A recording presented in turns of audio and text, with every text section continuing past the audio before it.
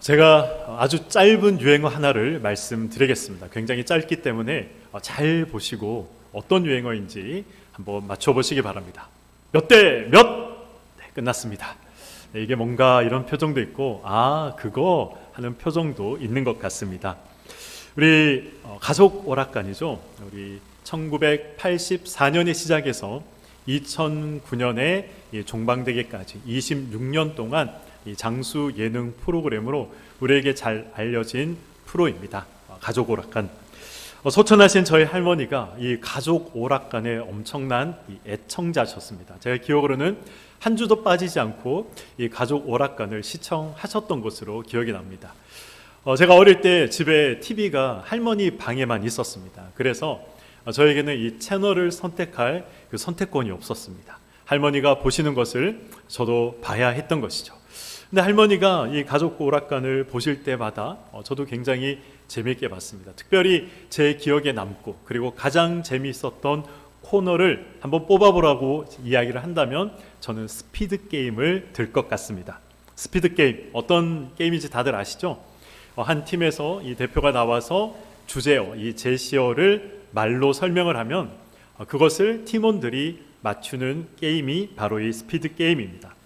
이 스피드 게임의 이 업그레이드 버전도 있었습니다. 몸으로 말해요 라는 이제 코너도 있었죠. 아마 아시는 분들도 계실 것 같습니다. 어떤 겁니까? 동일하게 제시어를 설명을 하면 팀원들이 맞추는 거죠. 근데 문제는 말로 설명하는 것이 아니라 몸으로 표현하고 설명해야 한다는 것입니다. 굉장히 어려운 것이었죠. 예를 들어서 이 붕어빵을 말로 설명하는 것도 힘든데 붕어빵을 몸으로 어떻게 표현하겠습니까? 근데 이걸 이 몸으로 설명하고 표현을 해서 맞춰야 하기 때문에 굉장히 어려운 것이었습니다. 성경에도 이런 스피드 게임과 같은 책이 있습니다.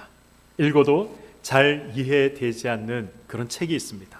어떤 성경이 그럴까요? 저에게는 요한계시록이 그렇습니다. 요한계시록이 우리가 읽어도 잘 이해가 안 되는 그런 이유가 있습니다. 어떤 이유냐면 요한이 이 종말의 계시를 하나님으로부터 말로 들은 것이 아니라 환상으로 봤던 것이죠. 환상으로 본 것을, 눈으로 본 것을 말로, 글로 표현해야 되기 때문에 그래서 요한계시록을 읽어도 잘 이해가 되지 않습니다. 예를 들어서 우리 교회에 한 번도 와보지 않은 분을 우리 교회 본당에 대해서 우리가 설명하고자 할 때 말로 표현하면 굉장히 어려운 것이죠. 100사람에게 우리 교회 본당이 이렇게 생겼습니다 라고 설명을 하더라도 100명 다 다르게 이해할 것입니다. 그런데 그들에게 명확하고 정확하게 이해시킬 수 있는 방법이 있습니다. 어떤 방법이 있을까요? 우리 본당을 보여주면 되는 것입니다. 사진을 보여주면 되는 것이고 직접 데리고 모시고 와서 우리 본당이 이렇게 생겼습니다 보여주면 명확하게 이해가 되는 것이죠. 성경 중에 그런 성경이 있습니다. 바로 오늘 우리가 읽은 요한 복음이 바로 그것입니다. 하나님이 어떤 분인지 지금까지는 끊임없이 설명하고 말씀하셨지만 그러나 하나님을 보여주신, 그리고 그래서 하나님께서 어떤 분인지 자세하게 설명하고 있는 그렇게 기록하고 있는 책이 바로 요한 복음입니다. 요한은 하나님이 누구신가 이 사실을 증거하는 데 초점을 맞추고 있습니다. 요한은 하나님이 거룩하신 분이다, 의로우신 분이다, 사랑이 많은 분이다, 그렇게 우리가 잘 알고 있는 하나님에 대해서 이야기를 하고 있습니다. 그런데 이 요한복음에서만 특별하게 사용되어지는, 하나님을 설명함에 있어서 특별하게 사용되어지는 독특한 묘사 하나가 등장합니다. 그것이 무엇입니까? 오늘 본문 1절의 말씀입니다. 제가 한번 읽어보도록 하겠습니다. 태초에 말씀이 계시니라. 이 말씀이 누구와 함께 있었다고 합니까? 하나님과 함께 계셨으니 이 말씀은 곧 하나님이시니라. 아멘. 요한은 지금 말씀이 바로 하나님이다라고 말씀하고 있는 것이죠. 그런데 1절을 자세히 한번 살펴보면 말씀이 하나님과 함께 계셨다라고 기록을 하고 있습니다. 그래서 이 말씀이 창조주 하나님이 아니라는 것을 우리가 알 수 있는 것이죠. 창조주 하나님이 아니라 그렇다면 이 말씀이 누구를 지칭하는 것일까요? 요한은 이 말씀의 정체에 대해서 요한복음 1장 14절에 기록을 하고 있습니다. 1장 14절 상반절 말씀인데요, 제가 한번 읽어보도록 하겠습니다. 말씀이 육신이 되어 우리 가운데 거하심, 우리가 그의 영광을 보니라고 기록합니다. 말씀이 육신이 되어 우리 가운데 거한다라고 요한이 이야기하고 있습니다. 그렇다면 이 육신이 되어 우리와 함께 거하시는 그분이 누구십니까? 예수 그리스도입니다. 네, 맞습니다. 예수께서 말씀이다라고 요한이 밝히고 있는 것이죠. 성경에서 의미하는 이 말씀, 우리가 말씀이라고 이야기를 하는데 이 말씀은 도대체 무엇일까요? 바로 하나님을 나타내는 모든 것을 담고 있습니다. 하나님의 성품이 말씀인 것이죠. 하나님의 약속이 말씀인 것입니다. 하나님의 어떤 이 특징, 어렵게 말하면 속성 이렇게 표현을 하는데 이러한 모든 것들이 다 하나님의 말씀인 것입니다. 말씀이 육신이 되어 오셨다는 것은 눈에 보이는 실제 않은 존재로 나타나셨다는 것입니다. 지금까지 너희들이 말로만 글로만 나를 알았지만 이제 눈에 보이는 존재로 내가 누구인지 알려주겠다. 그것을 하나님께서 예수 그리스도의 성육신을 통해서 말씀하고 계신 것입니다. 이보다 더 하나님을 명확하게 알 수 있는 방법이 어디에 있겠습니까? 말로, 글로, 선지자들의 말로 그렇게 설명하는 것이 아니라 진짜 눈에 보이는 인간으로 하나님을 보여주고 계신 것입니다. 본래 하나님을 본 사람이 없으되 아버지의 품속에 있는 독생하신 하나님이 나타내셨다라고 우리 요한복음 1장 18절에 그렇게 기록을 하고 있습니다. 눈으로 봐도 제대로 우리가 이해하지 못하는 것이 인간인데 어떻게 눈에 보이지 않는 하나님을 우리가 정확하게 명확하게 이해할 수 있겠습니까? 참으로 어려운 일입니다. 그래서 예수님이 인간의 몸을 입고 하나님께서 성육신 사건을 통해서 하나님이 누구신가에 대해서 우리에게 말씀하고 계신 것입니다. 요한복음 14장 6절에 보면 예수님이 이런 말씀을 하십니다. 우리가 너무나도 잘 알고 있는 말씀인데요, 우리 요한복음 14장 6절의 말씀을 우리 한 목소리로 우리 함께 읽도록 하겠습니다. 시작. 예수께서 이르시되 내가 곧 길이요 진리요 생명이니 나로 말미암지 않고는 아버지께로 올 자가 없느니라. 아멘. 예수님이 길이요 진리요 생명이며 예수님을 통하지 않고는 하나님께 갈 수 있는 자가 아무도 존재하지 않는다라고 말씀을 하십니다. 그리고 예수님께서 이 말씀을 하신 후에 어떤 말씀이 기록되어 있습니까? 이 빌립의 이야기가 기록되어 있습니다. 우리 요한복음 14장 7절의 말씀입니다. 너희가 나를 알았더라면 내가 내 아버지도 알았으리로다. 이제부터는 너희가 그를 알았고 또 보았느니라. 예수님께서 말씀하시고 계십니다. 예수님을 본 것이 하나님을 본 것이요 예수님을 아는 것이 하나님을 아는 것이다 라고 말씀하고 계신 것이죠. 예수님의 이 말씀을 듣고 빌립이 예수님께 요구하는 것이 있습니다. 무엇을 요구합니까? 14장 8절과 9절의 말씀입니다. 빌립이 이르되 주여 아버지를 우리에게 보여 주옵소서. 그리하면 족하겠나이다. 예수께서 이르시되 빌립아 내가 이렇게 오래 너희와 함께 있을 때 내가 나를 알지 못하느냐? 나를 본 자는 아버지를 보았거늘 어찌하여 아버지를 보이라 하느냐라고 말씀하십니다. 빌립은 무엇을 요구합니까? 하나님, 예수님, 하나님을 좀 보여주십시오. 하나님을 보여주시면 믿겠습니다. 당신이 하나님의 아들이라는 사실을 내가 믿겠습니다. 예수님께 이야기하고 있는 것입니다. 그래서 하나님을 보여달라 요구하고 있는 것이죠. 그런 빌립의 요구에 예수님께서 나를 본 자가 하나님을 본 자다라고 말씀하십니다. 그래서 우리는 예수님께 초점 맞출 필요가 있습니다. 예수님을 알아야 하나님을 알 수 있는 것이죠. 예수님의 모든 행동, 예수님의 모든 말씀, 예수님이 경험하신 모든 사건을 통해서 우리는 하나님이 누구이신가를 알 수 있는 것입니다. 예를 들어볼까요? 우리 가늠하다가 예수님 앞에 붙잡혀온 여인이 있습니다. 예수님께서 어떻게 하십니까? 돌로 쳐라 말씀하지 않고 용서하십니다. 용서한다. 용서한다. 무슨 의미일까요? 하나님께서 지금은 심판의 때가 아니다. 지금은 용서의 때다. 그러니 너희들이 가지고 있는 어떤 잘못이라도 나의 앞에 가지고 나오면 내가 용서해 주겠다. 하나님 아버지의 말씀을 예수님을 통해서 말씀하고 계신 것이죠. 오병이어 사건도 그렇습니다. 예수님을 보기 위해서 이 구름대와 같은 사람들이 몰려들었습니다. 그 사람들 앞에 예수님이 천국 복음을 말씀하시고 그리고 병든 자들을 치료해 주셨습니다.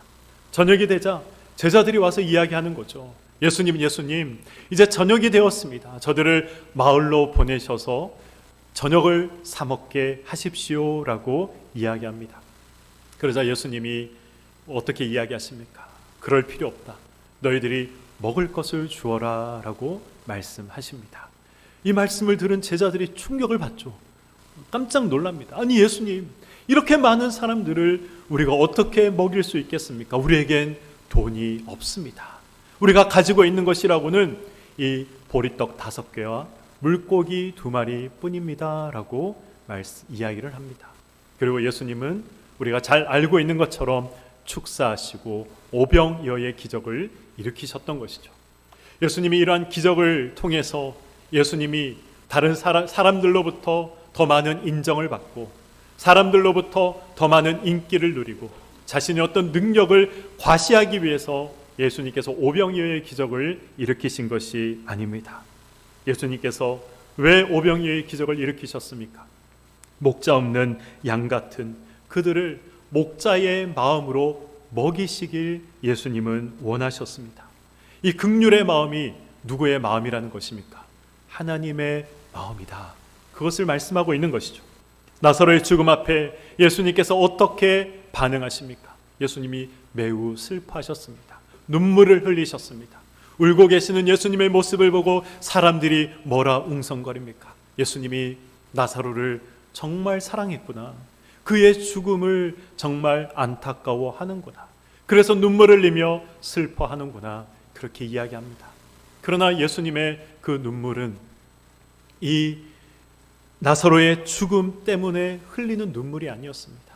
결국 인간은 이 죄와 사망의 권세 아래 놓여있는 존재들이고 그것이 예수님이 보실 때에는 너무나 가슴 아파 눈물을 흘리셨던 것입니다. 사망의 권세 아래 놓여있는 그 인간을 생각하니 예수님의 마음이 너무나도 비통했던 것이죠. 이러한 비통한 마음이 누구의 마음이라는 것입니까? 하나님의 마음이다 말씀하고 있는 것입니다. 나귀 새끼를 타고 예루살렘에 입성하실 때 예수님께서는 눈물 흘리며 말씀하셨습니다.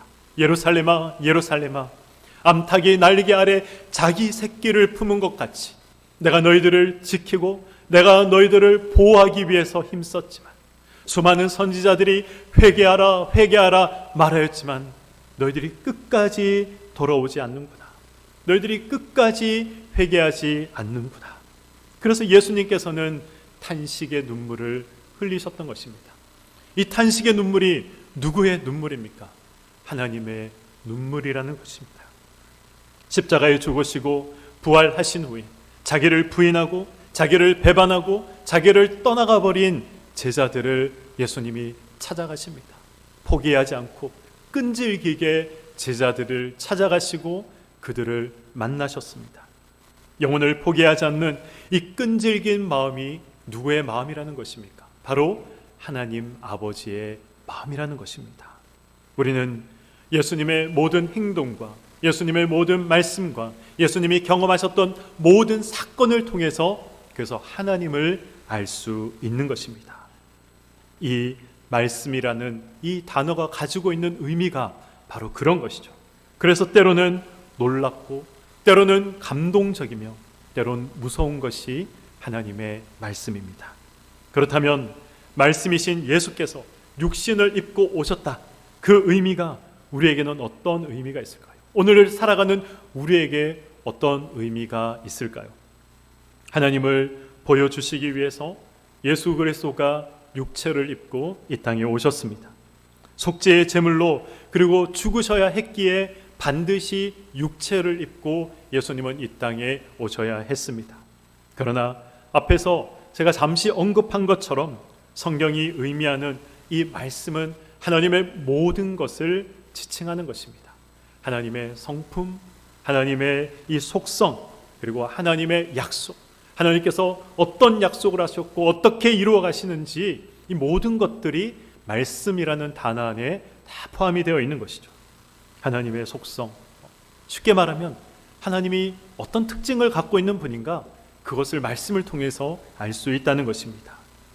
우리에게도 이런 하나님의 특징들이 있을까요? 없을까요? 있을까요? 없을까요? 있습니다. 존재하죠.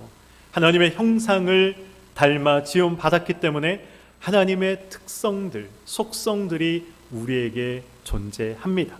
물론 영원하시고 불변하시고 전지하시고 전능하신 하나님만이 가지신 그런 이 속성들이 우리에게는 있지 않습니다. 그러나 우리는 어떻습니까? 우리도 선을 추구하고 거룩을 추구하고 무엇이 옳은지 그른지 판단하며 옳은 것대로 살아가기를 우리도 노력하고 있습니다. 하나님을 사랑하고 이웃을 사랑하며 살기를 원하는 마음이 있습니다. 이러한 마음들도 하나님이 가지고 계신 것이고 우리 창조하실 때 우리 안에 넣어주신 것들입니다. 그래서 우리에게도 이런 하나님이 가지고 있는 이러한 속성들, 이러한 것들이 있는 것이죠. 그렇다면 또 제가 물어보겠습니다. 우리에게 하나님이 가지고 계신 성품이 있을까요? 없을까요? 하나님의 성품, 우리에게도 존재합니다. 우리에게도 있는 것이죠. 베드로후서 1장 4절에 보면 이런 말씀이 있습니다. 신성한 성품에 참여하는 자가 되게 하셨다라는 말씀이 있죠. 신성한 성품, 이 성품이 무엇입니까? 이 하나님의 성품, 하나님의 성품을 가리키는 것인데, 하나님의 성품을 우리 사도 바울의 표현대로 바꾸어 이야기하면 바로 성령의 9가지 열매입니다. 성령의 9가지 열매를 우리가 맺을 수 없다면 사도 바울이 우리에게 성령의 9가지 열매를 맺기에 힘쓰라 그렇게 말하지 않았을 것입니다. 그러나 우리에게도 하나님의 닮은 성품이 우리에게 있기 때문에 성령의 9가지 열매를 맺기 위해서 우리가 힘쓰고 노력해야 하는 것이죠.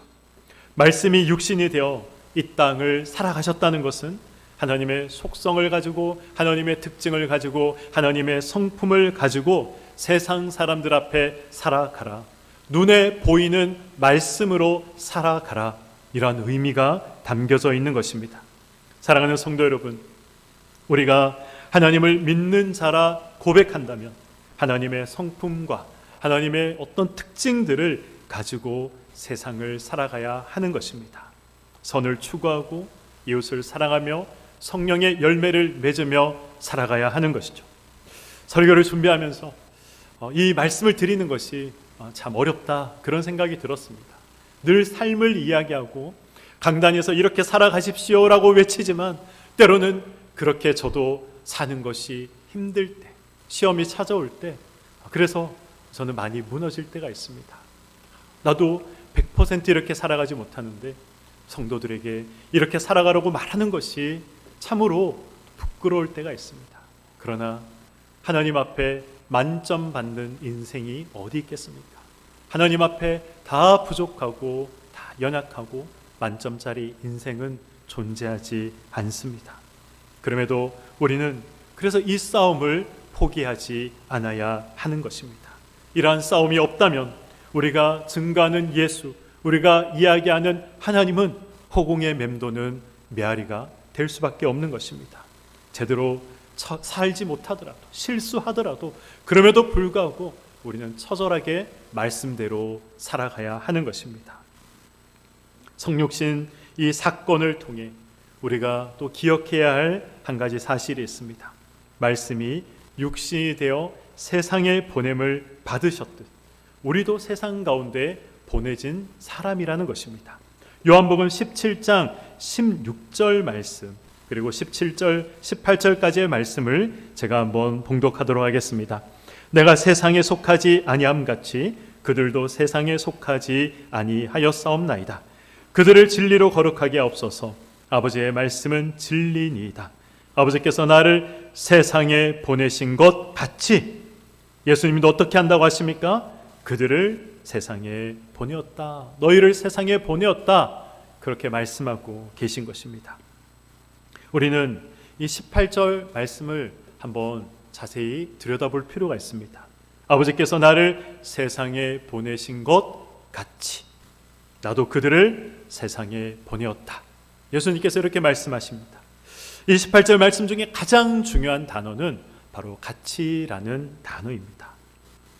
하나님께서 예수님을 세상에 보내신 것 같이 우리 역시 세상에 보냈다라고 말씀을 하십니다. 무슨 목적으로 우리를 세상 가운데 보내셨습니까?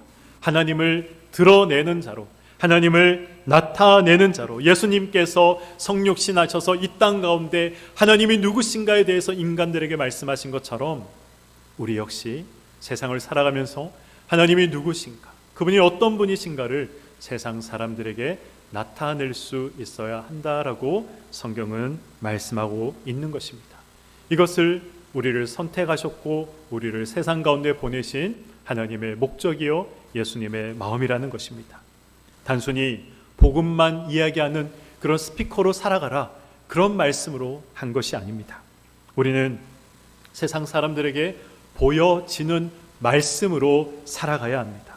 나의 판단과 나의 행위와 나의 모습을 통해 세상 사람들에게 하나님이 보여지게 되는 것이고 하나님을 설명하는 것임을 우리가 기억해야 합니다. 가정에서 홀로 힘들게 신앙생활하는 분들이 계십니까? 직장에서 홀로 어렵게 처절하게 믿음을 지키는 분들이 계십니까? 친구들 가운데 홀로 교회를 다니는 분들이 계십니까? 기억하셔야 합니다. 그들에게 내가 보여지는 말씀이라는 것을 기억하시기 바랍니다. 나의 말과 나의 행동과 내 삶의 모양과 모습이 그들에게 하나님을 보이게 하는 것이고 하나님이 어떤 분인가에 대해서 설명하고 있다는 사실을 기억하시기 바랍니다. 세상 가운데 내가 말씀으로 보내졌다는 이 사실을 우리가 모른 채 살아가서는 안 되는 것입니다. 제가 고등학교를 다닐 때만 하더라도 고3이 주일날 일요일에 학교에 나와서 자습하는 것은 너무나도 당연한 것이었습니다. 아마 지금 이 40대 50대 이상인 분들은 맞아 그땐 그랬지 그렇게 생각하실 것 같습니다.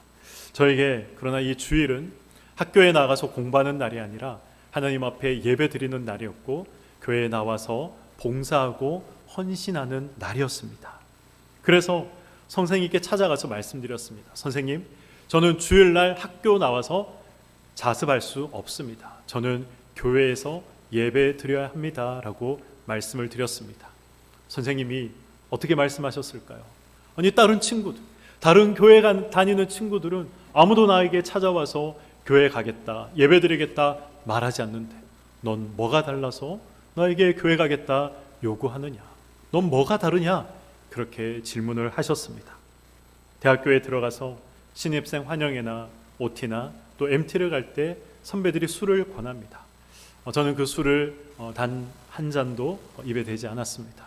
이야기했습니다. 저는 교회 다닙니다. 예수 믿는 사람입니다. 그럼 술을 권하던 선배가 이야기합니다. 야, 나도 교회 다녀. 나도 교회 다니는데 마시는데 넌 뭐가 다른데? 그렇게 반문한 적도 있었습니다.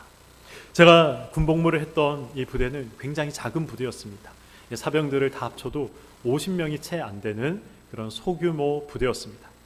부대가 너무 작기 때문에 부대 안에 교회가 있을 리 만무했죠. 그래서 이 주일이면 영외로 이 부대 밖에 있는 교회에 예배 드리러 갔었습니다. 50명이 안 되는 사병들이었지만 몇 명이 교회를 갔을까요? 25명, 많게는 30명 이상 교회를 갈 때도 있었습니다. 교회를 가는 이유는 한 가지였습니다. 잠시라도 부대를 벗어나고 싶어서, 그리고 짬밥이라고 이야기를 하죠. 부대에서 주는 밥이 아니라 이 싸제 밥을 좀 먹어보기 위해서 나갔던 것입니다. 그런데 여단장이 바뀌고 영외의 종교 활동하는 것을 모두 다 금지시켰습니다. 예배를 드릴 수가 없었던 것이죠. 그래서 제가 당직 사관에게 찾아갔습니다. 오늘 주일인데 예배 드릴 수 있는 장소와 시간을 허락해 주십시오. 요청을 했습니다. 그때 제 계급이 무엇인지 아십니까? 일병 1호봉 때였습니다. 일병 1호봉. 아주 쫄따구였다 그 말입니다. 그런데 법 없이 당직 사관에게 찾아가서 예배 드릴 수 있는 시간과 장소를 요청했던 것이죠. 어떤 당직 사관은 죄송합니다. 저에게 그렇게 표현했습니다. 미친놈이라고 이야기를 하더라고요. 아무도 나에게 찾아와서 예배 드릴 수 있는 시간과 장소를 요구하지 않는데 넌 뭐가 달라서 나에게 그러한 것들을 요구하느냐, 그렇게 이야기하고 있는 것이죠. 회사에서도 마찬가지죠. 어느 부장은 장로고 어느 과장은 집사인데 그들도 다 우리와 똑같이 삶을 살아간다. 넌 뭐가 다른데 나에게, 우리에게 그러한 것들을 요구하느냐, 그렇게 이야기할 때가 있습니다. 다르죠. 달라야 합니다. 그것이 세상 가운데, 세상 속에 하나님께서 우리를 보내신 이유인 것입니다. 세상 속에서 우리가 유일한 말씀으로 보여지는 존재이기 때문에 우리는 달라야 한다는 것입니다. 그런데 그 다름의 삶을 살아가는 것이 결단코 쉽지 않습니다. 눈치가 보입니다. 두렵기도 하고 때로는 사람들로부터 미움을 받을 것 같아서 그래서 우리가 마음 졸일 때도 있습니다. 그래서 신앙생활 하는 것이 쉽지 않다라는 것을 우리는 누구나 알고 있고 또 경험을 통해서 경험을 해왔습니다. 그래서 우리가 신앙생활은 정신 똑바로 차리고 해야 하는 것입니다. 예수님은 이 땅에서 눈에 보이는 말씀으로 살아가셨습니다. 일거수일투족이 다 하나님을 설명하는 것이었고 하나님을 알리는 것이었습니다. 우리 역시 그렇게 보냄을 받았다는 사실을 알고 계십니까? 신자의 삶은 그래서 무거운 것이고 무서운 것입니다. 이런 이유로 교회 다닌다는 사실을 밝히는 것이 때로는 부담될 때가 있습니다. 밝히는 것이 꺼려질 때가 있습니다. 그러나 그것을 속박으로 생각하지 마시기 바랍니다. 그것은 당연한 것이고 또 자랑스러운 것입니다. 사람이 등불을 켜서 그 등불을 그릇으로 덮거나 평상 아래에 두지 아니하고 어디에 둔다라고 성경은 말씀하고 있습니까? 등경 위에 둔다라고 말씀하고 있습니다. 왜 등경 위에 둡니까? 보라는 것이죠. 선명하게 하나님이 누구인지, 진리가 무엇인지 명확하게 보라는 것입니다. 생명의 길이 어디에 있고 생명이 누구에게 있는지 보라는 것입니다. 그래서 이 등불을 등경 위에 두는 것이죠. 그래서 요한은 오늘 본문 4절에 그 안에 생명이 있었으니 이 생명은 사람들의 빛이다라고 말씀하고 있습니다. 예수 안에 생명이 있다는 것이죠. 요한이 말하는 이 생명은 단순히 한순간을 살아가기 위해 필요한 그 생명이 아닙니다. 요한이 말하는 생명은 영생을 의미합니다. 요한한 인간은 누구나 영생하기를 소망합니다. 그리고 그 영생을 찾기 위해서 갈구합니다. 문제는 사람들은 그 영생의 길을 모른다는 것입니다. 하나님을 통하지 않고는, 예수를 만나지 않고는 그 영생을 얻을 수 없음에도 불구하고 예수를 통하지 않고 하나님을 만나지 않고 영생의 길을 찾고 있다는 것이죠. 그래서 예수님이 영생의 길이 어디에 있는지 직접 보여주시기 위해서 몸을 입고 이 땅에 오셨던 것입니다. 예수가 생명이다. 말씀이 생명이다. 예수님은 예수님의 모든 삶을 통해서 이 사실을 증거하셨던 것이고 이것을 보여주셨던 것입니다. 이것이 하나님께서 예수님을 육신을 입은 인간으로 이 땅에 보내신 이유입니다. 이와 같이 예수님도 우리를 세상 속에 보내고 계신다는 사실을 꼭 기억하시길 바랍니다. 예수님의 전생애를 통해 어느 한 말씀, 어느 한 행위도 하나님을 드러내지 않은 것이 없었습니다. 우리가 바로 그런 삶을 살아야 한다는 것이죠. 우리의 생각과 우리의 말과 우리의 행동과 우리의 삶의 모습을 통해서 예수를 모르는 사람들에게 하나님이 어떤 분이신가에 대해서 나타내고 드러낼 수 있어야 한다는 것입니다. 사랑하는 성도 여러분, 우리는 눈에 보이는 말씀입니다. 우리가 이 땅을 살아가면서 해야 할 명확하고 선명한 사명이 이것인 것이죠. 하나님을 보이는 것, 눈에 보이는 말씀으로 세상 사람들 앞에 살아가는 것, 그것이 바로 우리가 이 세상을 살아가는 이유이고 목적이 되어야 하는 것입니다.